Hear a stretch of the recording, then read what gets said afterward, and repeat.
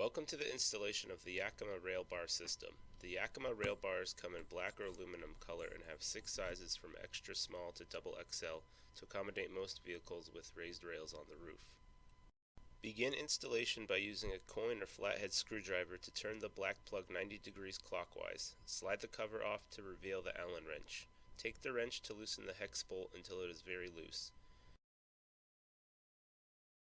Remove the black cap off the screw as well.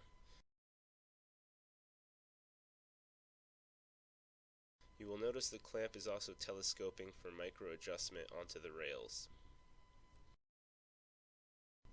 To attach your bar to the rail, place the far end onto the rail, then pivot the closer end on and make sure that the bar is perpendicular to the car's rails on each side.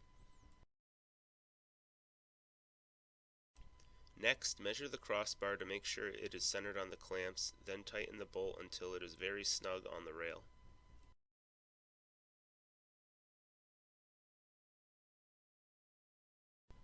When installing the second bar on, be sure to measure a distance of at least 27 inches or more.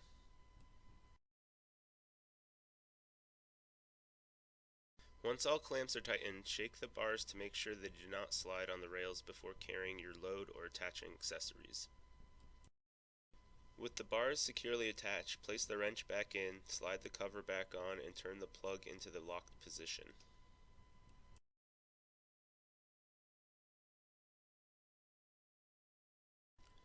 Yakima Lock Cores can be purchased separately and installed in place of the plug.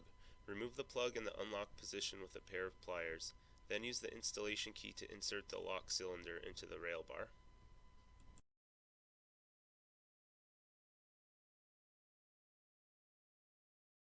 Thanks for watching the installation of the Yakima RailBar system.